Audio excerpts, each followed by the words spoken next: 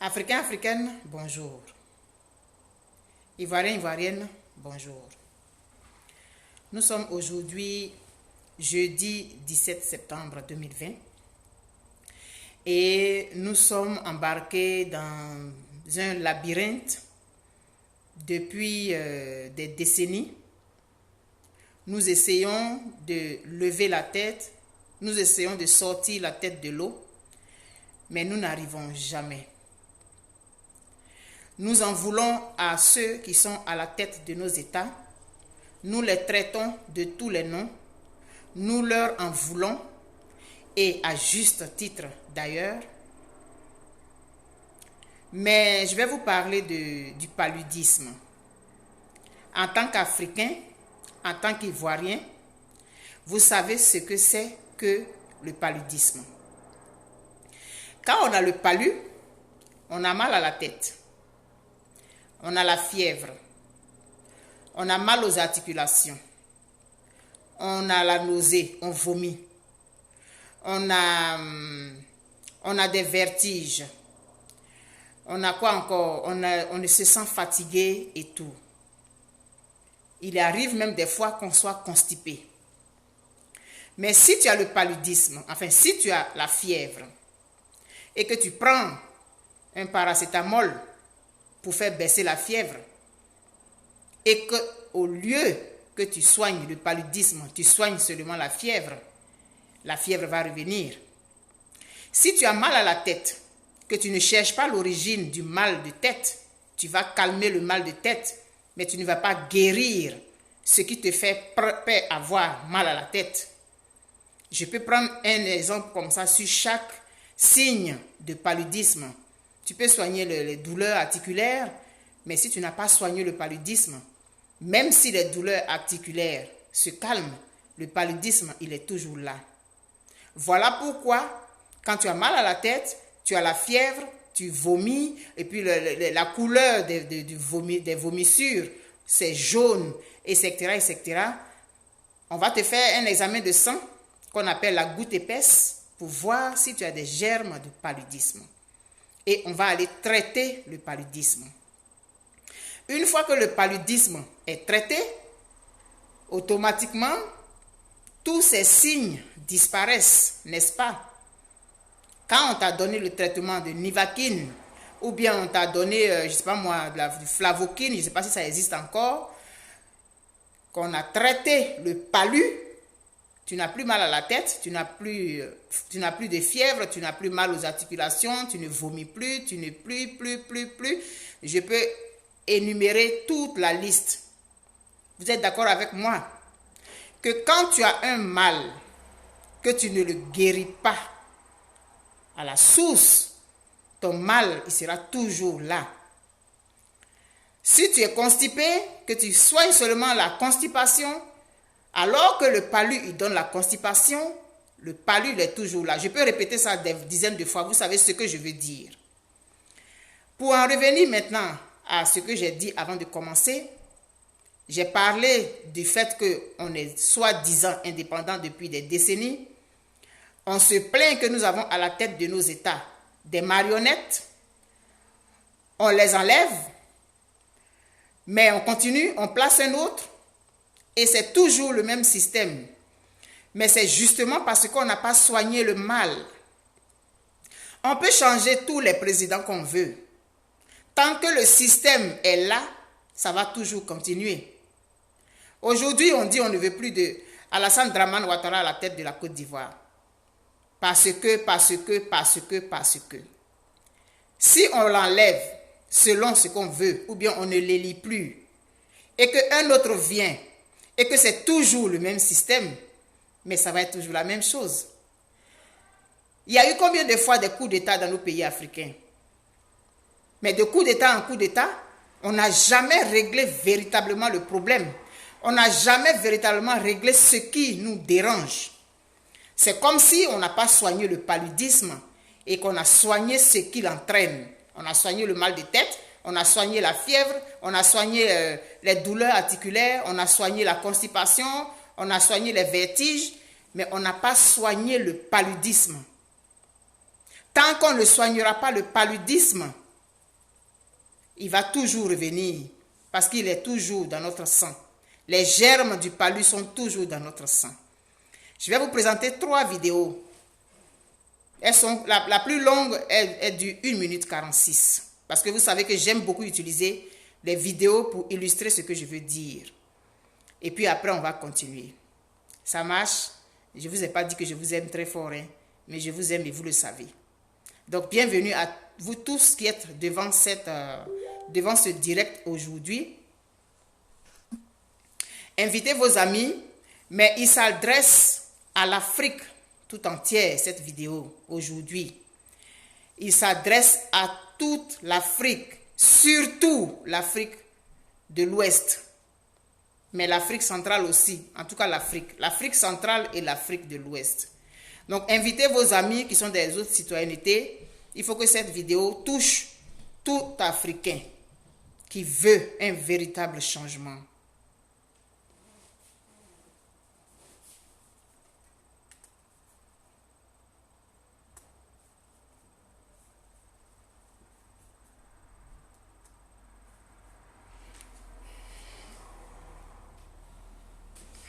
Je vais donc vous présenter la première vidéo.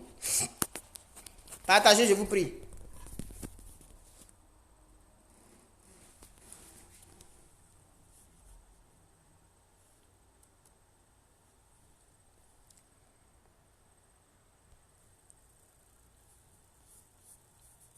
Écoutez attentivement. Hein.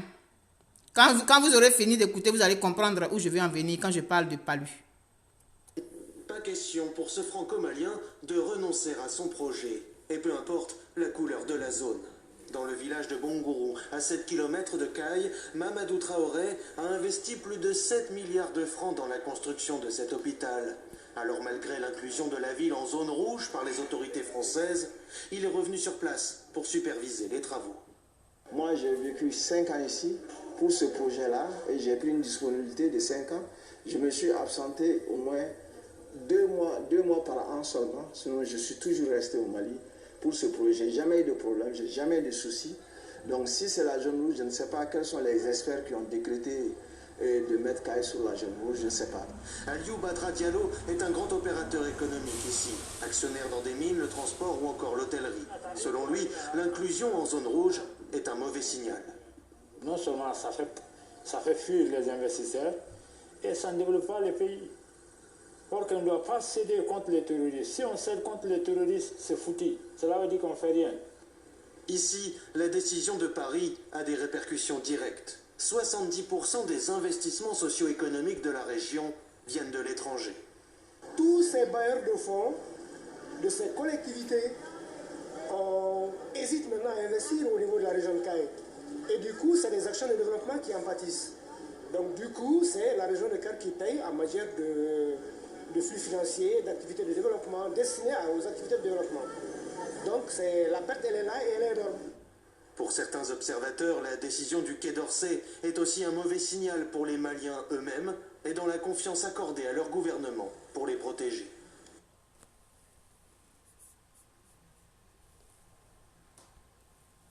Bon. Première vidéo.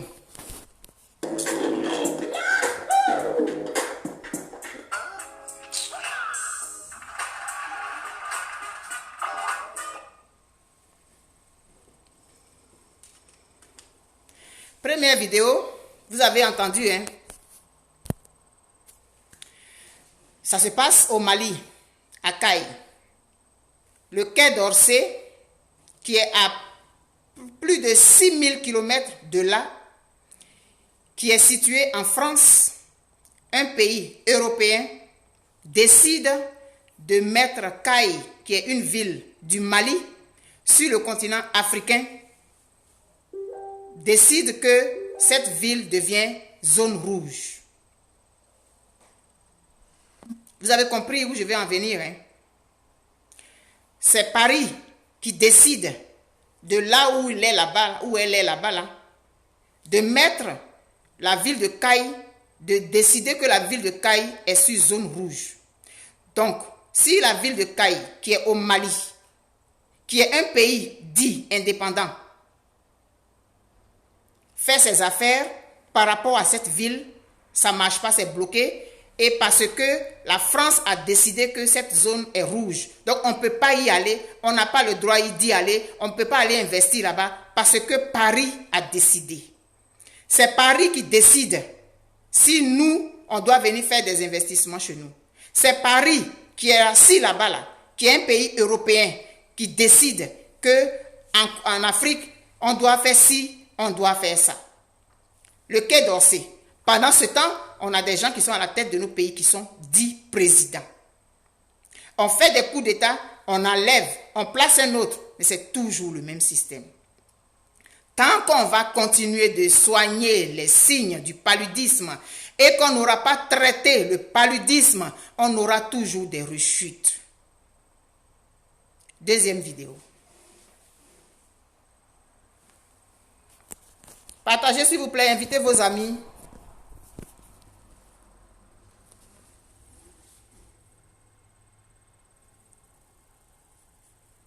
Écoutez attentivement. Depuis un certain temps, je vois qu'on est dans la salle en Portugal, ça fait des jours. Nous sommes dans un problème particulier. À un problème particulier, une solution particulière, une mesure particulière. Nous sommes en guerre. Pourquoi on ne parle pas de la France? Pourquoi on ne parle pas de l'accord de défense? Pourquoi on ne parle pas de l'insécurité grandissante au nord et de qui est responsable de ça? Pourquoi la France n'est pas ici? La France fait partie de notre problème. Il y a le problème endogène qui est bien illégal. Il faut neutraliser le problème exogène qui est la France. Il y a autre chose qui force cette occupation. C'est comme ça que le Mali sera nouveau. C'est comme ça que le Mali sera au Malien. Donc, pour ça, là, je propose qu'un militaire soit président pendant 3 ans. Parce que ça fait pas les projets criminels de la France. Ça fait pas les projets de la CEDEAO au long cours de la France. Vous connaissez le problème. Ne tournons pas autour du pot. Voilà. Donc, je vous dis tout simplement que, après une étape, si on n'a pas chassé la France, on rigole ici. Le problème va persister et finir. Voilà, merci. 3 ans pour la transition des militaires. 3 ans pour la souveraineté. Merci.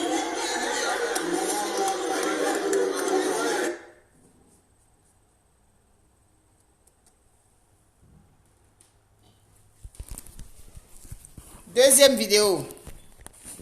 Vous avez entendu cette Amazon. Elle a mis le doigt sur le problème. C'est comme si quelqu'un est tombé malade. On l'a emmené à l'hôpital. On lui a demandé qu'est-ce que tu as.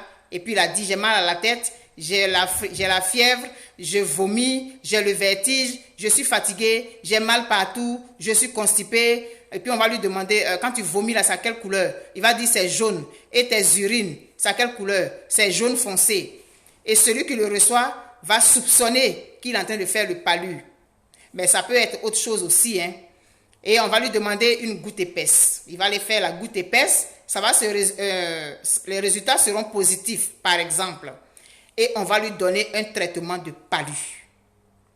Quand le traitement du palu sera fini, il n'aura plus mal à la tête, il n'aura plus la fièvre, il n'aura plus et ceci, cela. Cette Amazon, les Maliens se sont réunis, les jeunes Maliens se sont réunis quelque part pour discuter. Et elle a vu qu'il tournait autour du pot. À un moment donné, il faut mettre les pieds dans le plat. À un moment donné, il faut regarder le miroir et se regarder dans les yeux et arrêter de se mentir, arrêter de se blaguer. Nous savons très bien que nous ne sommes pas indépendants. Nous savons très bien qui manipule nos élections dans nos pays africains. Tant que nous n'aurons pas réglé le problème de la France, on va changer les dirigeants, ça sera toujours la même chose. J'en veux pour preuve. Des élections se sont tenues en Côte d'Ivoire en 2010. Nous savons tous que les résultats ont été trafiqués. Ces résultats ont été donnés par l'ambassadeur de France, par l'ambassadeur des États-Unis dans le QG de l'un des candidats. La France n'a pas crié au scandale. Elle a trouvé ça normal parce que c'est un pays d'Africains, c'est un pays de Noirs, c'est nos colonies, c'est nous qui les dirigeons. Ils ne sont pas capables de se débrouiller par eux-mêmes.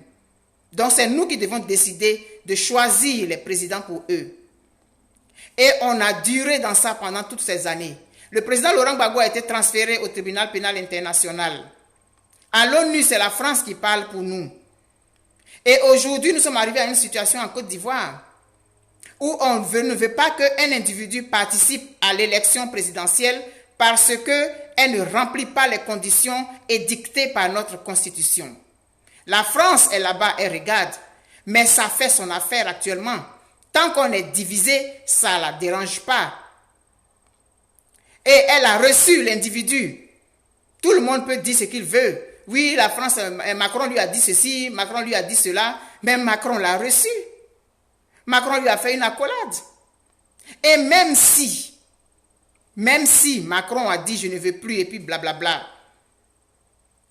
ils vont placer quelqu'un d'autre à la tête de notre pays. Et nous serons encore obligés de revenir à la case départ. Tant que nous n'aurons pas, comment on appelle ça? Je cherche un mot, vraiment un bon mot qui veut dire ce que je veux dire. En tout cas, tant qu'on n'aura pas permis à la France de ne plus mettre sa main dans nos histoires, on sera toujours dans la même situation. On va marcher, on va faire des marches, on va crier partout, ça ne changera rien. La jeune fille a été claire. Arrêtons de tourner autour du pot. Et c'est la France qui décide de déclarer la ville de Caille comme zone rouge. Souvenez-vous du problème de la Côte d'Ivoire. Alors qu'ils avaient leur candidat qu'ils voulaient placer, il a demandé un embargo. L'embargo a été vite fait. Eux, ça ne les dérange pas que nous, on meure. On peut mourir par milliers. On peut se découper à la machette comme on veut tous les jours, de toutes les façons. C'est comme ça qu'on nous voit, des sous-hommes, des sous-civilisés. On peut mourir comme on veut. Mais ce n'est pas le problème de la France. Mais le jour que la France aura ses intérêts menacés, à 10 heures, à midi, c'est réglé. Tant que nous allons marcher dans tous les pays, tant que nous allons marcher en Côte d'Ivoire, nous allons nous plaindre que Orange, que toutes ces entreprises françaises vont fonctionner normalement, ça ne changera pas. Tu ne peux pas rester dans les magnans et puis enlever les magnans. Tant que tu es arrêté dans les magnans ils vont toujours monter sur toi. Tu peux enlever les magnans là au fur et à mesure. Mais au fur et à mesure que tu enlèves les magnans, ils continuent de monter sur toi. Alors sors des magnans. Comme ça, le reste des magnans qui est monté sur toi là, tu pourras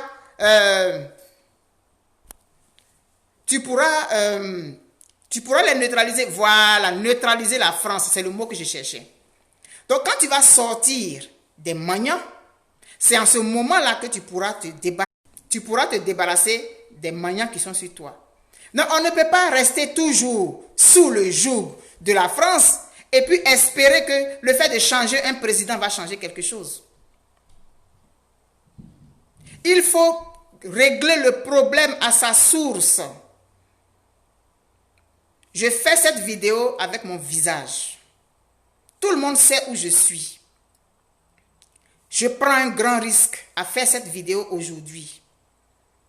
Mais si tu ne risques rien, tu n'auras jamais rien pour tes descendants. Je connais leurs forces de frappe. Je connais leurs tentacules qui sont partout dans le monde.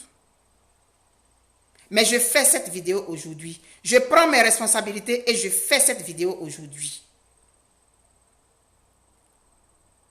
L'économie de la France, c'est à elle qu'il faut qu'on s'attaque. Elle est représentée partout dans nos pays africains.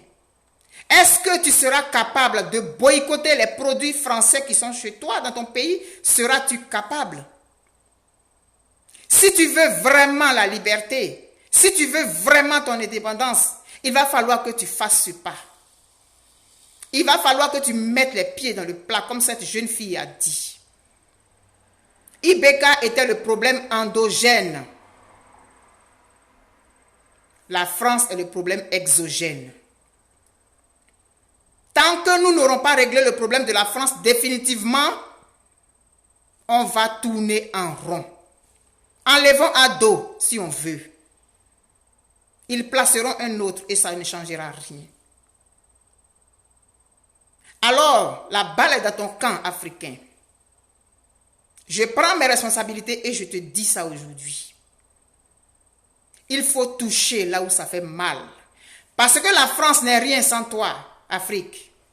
Est-ce que tu en as vraiment conscience? La France n'est rien sans toi. Le jour que tu en auras conscience, ça en sera fini. La France n'est pas inquiétée dans tous les pays où elle est. On peut faire nos coups d'État, on peut faire nos rébellions. Il peut même avoir des djihadistes. Vous avez déjà vu les djihadistes aller s'attaquer à les intérêts français? Est-ce que vous avez déjà vu ça? Jamais. Parce qu'ils savent qui les a envoyés. Mais toi, en tant que simple citoyen, tu as l'arme dans ta main. Je ne parle pas d'armes pour aller tuer, mais ton achat. Les Ivoiriens, les Maliens, les Sénégalais, les Camerounais, ils ne sont pas capables de monter des entreprises capables de rivaliser avec les entreprises françaises. Pourquoi? Pourquoi est-ce que dans ton propre pays, tu n'es pas capable d'avoir une entreprise qui va embaucher tes frères et sœurs? Pourquoi? Ils installent leurs supermarchés partout, ils ne sont pas inquiétés.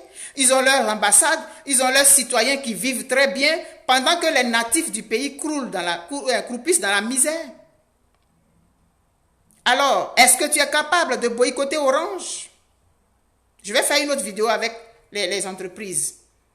Est-ce que tu es capable? J'ai envie de dire non, que tu n'es pas capable. J'ai envie de te défier. Moi, je prends le risque de faire la vidéo avec mon visage, reconnaissable partout. Et vous savez qu'ils ont toujours cherché à fermer la bouche des gens.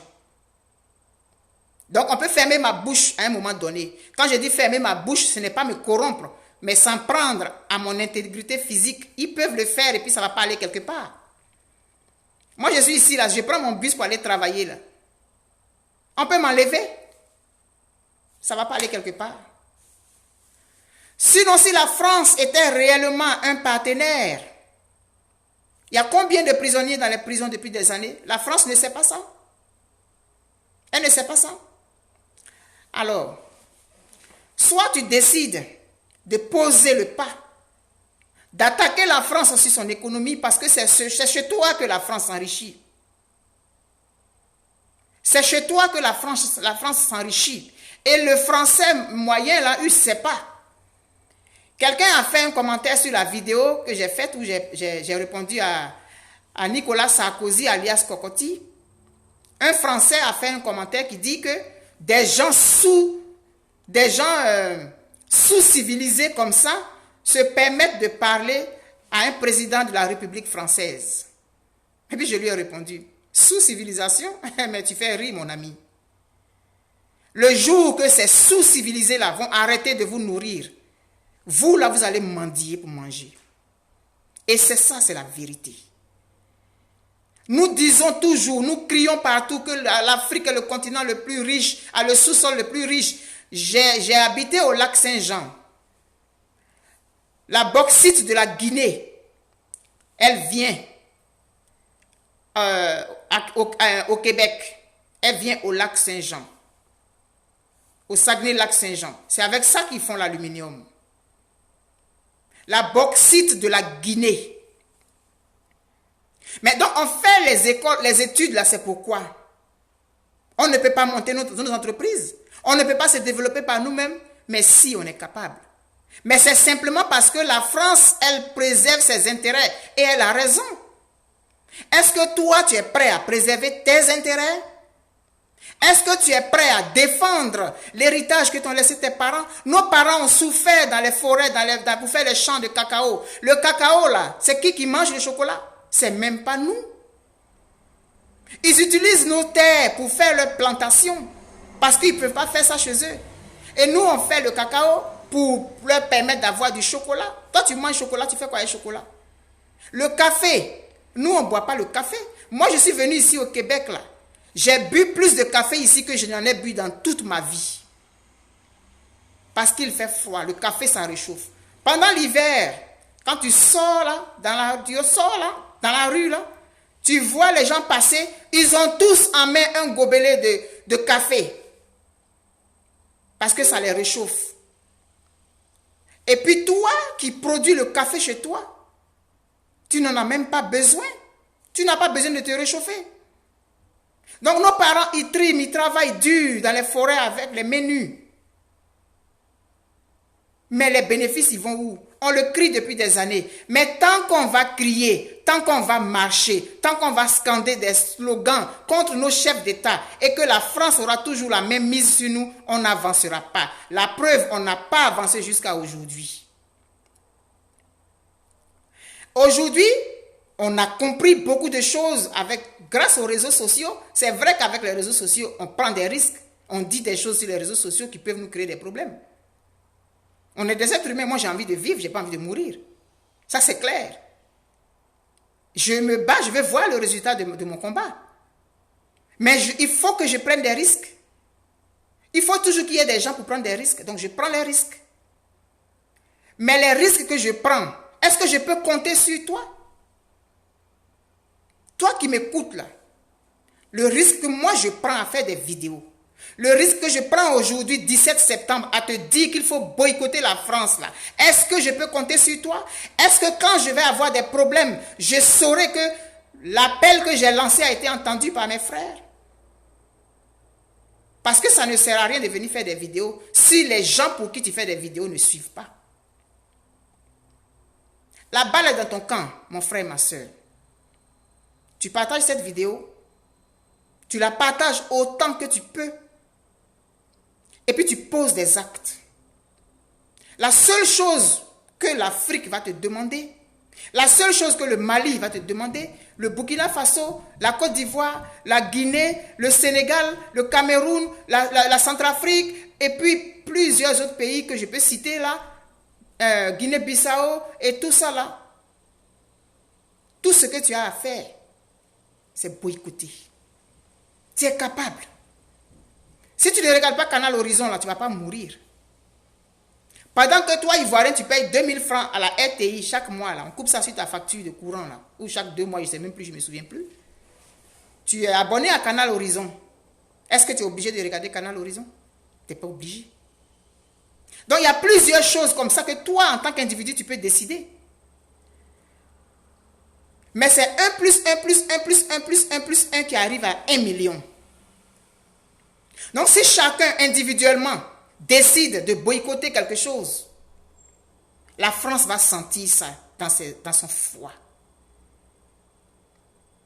La France va sentir ça dans son foie. Sinon, tout ce qu'on fait, ça ne sert à rien si on continue. Il faut boycotter les produits français. Il faut les boycotter tant qu'on peut. Sinon, dégager Alassane Ouattara, ça ne va pas régler la situation. Si quelqu'un d'autre qui est coopté par la France vient. Ils sont en train de manigancer. Ils sont en train de... Moi, je regarde, on voit. Ils sont dans les tractations. Ils ont déjà trouvé le remplaçant. Et nous, on va aider le remplaçant là, à s'installer. Et puis, on va pleurer encore 5 ans plus tard. Mais on va continuer à pleurer. On va pleurer tout le temps. Sans jamais poser un acte concret. Voilà l'acte concret que je propose aujourd'hui. Et je ne suis pas seul. Nous sommes un groupe d'individus qui avons pensé que c'est ça qu'il faut faire maintenant. Et donc, on m'a dit, fais une vidéo parce que tu es suivi. Et je profite de ça pour vous dire merci à vous qui me suivez et qui me faites confiance. Moi, je prends des risques pour vous. Mais vous ne m'avez pas mandaté pour prendre des risques. Moi, j'ai décidé de prendre des risques parce que c'est ma part. Parce que c'est ce que je peux faire. Chacun fait sa part en fonction de ses forces. C'est vrai que ce n'est pas nous qui avons créé Facebook. Ce n'est pas nous. Mais ça est là, on va utiliser. Sinon, depuis longtemps là, si les choses devaient se faire comme elles doivent se faire, si la France n'était pas dans ces tractations là, je vais dire quelque chose, mais ce n'est pas grave. M. Soro Guillaume qui a eu un mandat d'arrêt international, il est en France. Ado est allé en France. Il n'y a pas eu de problème. Donc réfléchissez très bien. Et puis regardez très bien ce qui est en train de se passer. La France est en train de préparer quelqu'un d'autre qu'elle va placer. Notre indépendance, elle n'est pas encore arrivée. Alors si toi et moi, nous décidons de mettre un terme à l'hégémonie de la France sur nos terres, nous sommes capables. C'est une décision que tu dois prendre, un sacrifice que tu dois faire. Il n'y a pas de victoire sans sacrifice. Il n'y a pas de résultat sans sacrifice. Moi, je risque, comme j'ai déjà dit, je risque aussi la vie de mes enfants. Parce qu'on peut t'attaquer à travers tes enfants. Je prends mes risques, c'est mes sacrifices que je fais. Alors si tu n'es pas capable de faire un sacrifice, tu n'es pas capable de boycotter Orange, tu n'es pas capable de boycotter Total, tu n'es pas capable de boycotter Canal+, et puis plusieurs autres donc, que je n'ai pas en tête, ça ne sert à rien de venir crier sur les réseaux sociaux. Ça ne sert à rien de marcher dans les rues qu'on tue les gens. Donc réfléchissons ensemble. Mais ce qui est sûr, nous savons que c'est la France notre véritable problème. Quelqu'un me disait, vous êtes là, la France. Mais oui, c'est la France. La France, pour la France, nous sommes ses colonies. Si tu veux rester colonie éternellement, alors, dès que tu as fini avec cette vidéo, il faut dire, elle dit quoi même, celle-là? Tes enfants vont vivre ce que tu as vécu. Si c'est ce que tu veux, alors reste dans ton petit confort. Sinon, si ce n'est pas ce que tu veux, la solution, elle est entre tes mains. Boycotter les produits français. Boycotter les produits français. Sors des maniants pour enlever les maniants sur toi. Traite la source de tes problèmes et tu auras la guérison. Traite le palu, tu n'auras plus mal à la tête, tu n'auras plus la fièvre, tu n'auras plus la constipation, tu ne vas plus vomir, tu ne vas plus avoir des vertiges, tu ne vas plus avoir mal à la tête. Tant que tu n'as pas soigné le palu, que tu soignes le mal de tête, le palu va toujours venir. Tant que tu as le palu et que tu soignes les douleurs articulaires, le palu, il va toujours revenir parce que les germes sont encore dans ton sang. C'est pourquoi on te fait la goutte épaisse pour détecter ce qui te fatigue. Une fois qu'on a mis le doigt dessus, on soigne le palu, tu n'as plus mal à la tête, tu n'as plus la fièvre, tu n'as plus de constipation, tu ne vomis plus, tu n'as plus de douleurs articulaires. Donc la balle est dans ton camp, mon frère, ma soeur.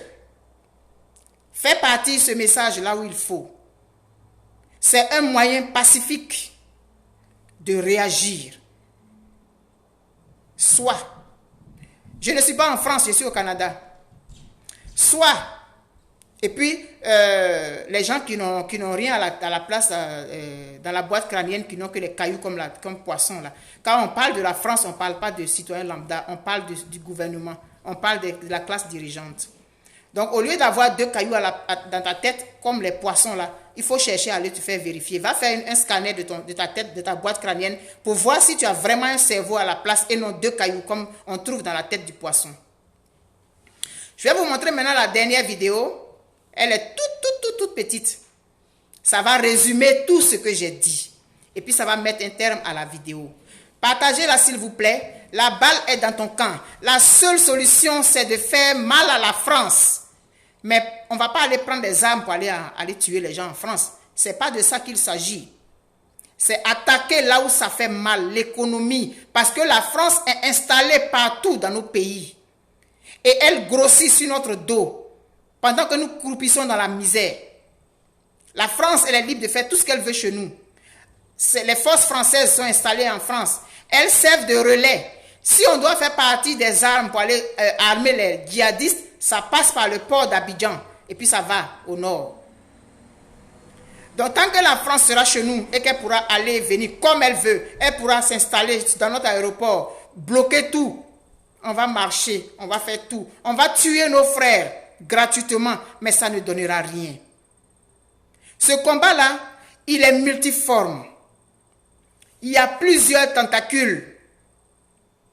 Mais le cerveau, c'est la France. tu vas couper les tentacules là. Ça va repousser. Donc, il faut bien réfléchir. Il faut très bien réfléchir et puis regarder ce qui se passe. Qui est en France actuellement? Qui va en France comme il veut? La France regarde. La France ferme les yeux parce que ses intérêts ne sont pas encore menacés. Dès que ses intérêts vont être menacés à 10 h, à midi, c'est réglé. Dernière vidéo.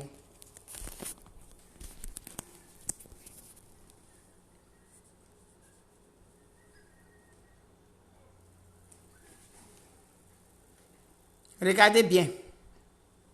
Un pour toi et un pour moi. Oui. Deux pour toi et deux pour moi. Trois pour toi et trois pour moi. Ah oui, ça commence à... 50-50. Super. Je repasse. Un pour toi et un pour moi.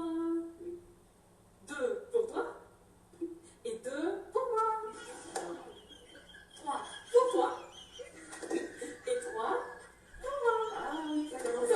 50-50. Super.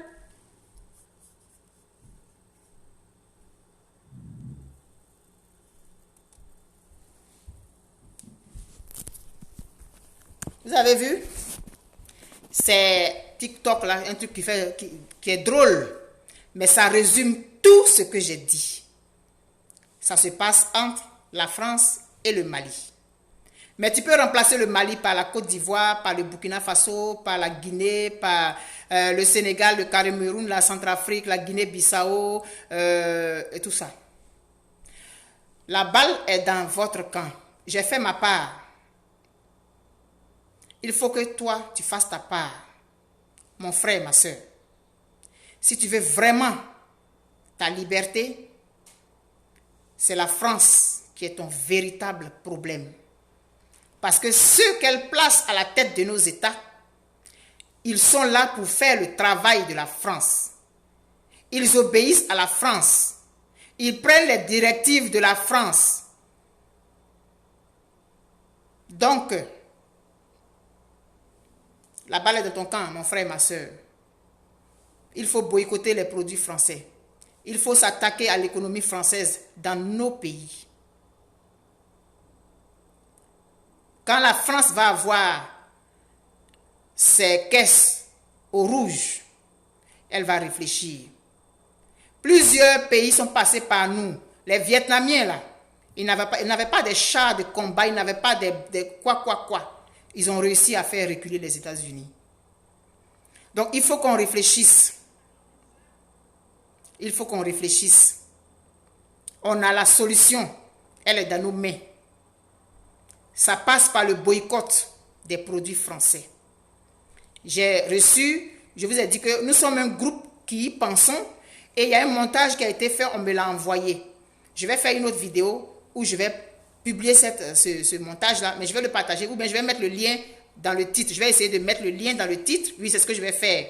Et vous allez aller cliquer dessus. Il y a la liste des produits français à boycotter.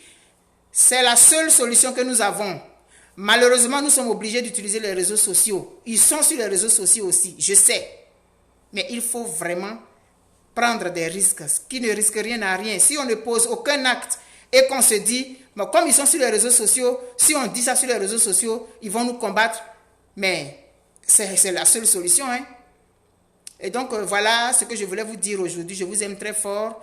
Et puis, moi, je suis pour qu'on ait vraiment notre liberté. On peut aller s'installer dans tous les pays du monde. Ça ne veut pas dire qu'on est absolument ou bien obligatoirement d'accord avec ce que le gouvernement fait dans ce pays. Donc, bisous à vous. J'ai fait ma part. Je prends les ancêtres à témoin aujourd'hui. Nous sommes le 17 septembre 2020. J'ai fait ma part. Le reste, ça est dans ta main. On se dit à bientôt. Et la réflexion se poursuit toujours pour la Côte d'Ivoire. Par ailleurs, je suis contre le 3e mandat et je ne suis pas pour qu'on fasse les élections. Parce que les élections, elles sont déjà truquées d'avance. Que ces élections ne se tiennent pas, soit dit en passant. Et au Mali, il ne faut pas accepter ce que la France impose. La CEDEAO, elle est financée par l'Occident et elle sera toujours obligée de faire ce que l'Occident commande. L'Union africaine, elle est là, elle agit en fonction des directives qui sont données par l'Occident. Le jour que nous allons avoir des organisations sous-régionales que nous allons nous-mêmes financer, nous pourrons faire ce que nous avons à faire. Sinon, la CEDEAO a regardé ce qui s'est passé au Mali, elle a laissé pourrir. Actuellement, elle regarde ce qui se passe en Côte d'Ivoire, elle attend que la France lui donne le OK, elle attend que la France lui dise quoi que ce soit pour agir. La CEDEAO était là quand Alassane Dramane Ouattara a demandé qu'on mette un embargo sur les médicaments en Côte d'Ivoire. La CEDEAO a laissé les Ivoiriens mourir parce que Alassane Ouattara voulait le pouvoir. La France a laissé, ils ont décidé de mettre l'embargo sur la Côte d'Ivoire. L'Union européenne a décidé de mettre l'embargo sur la Côte d'Ivoire parce qu'elle voulait installer son poulain. Et c'est la même chose qu'elle veut faire au Mali. Peuple du Mali, la balle est dans ton camp. Ton destin est entre tes mains aujourd'hui. Tu as réussi à faire quelque chose de fort. Il faut que tu ailles jusqu'au bout. Ne te laisse pas séduire. Ne vous laissez pas diviser. Parce que ceux qui vont gagner dans cette affaire-là, ce sera seulement un petit groupe. Ça sera au détriment de la grande majorité. Gros bisous à vous. On est ensemble. Et puis, on ne lâche pas. Bye bye.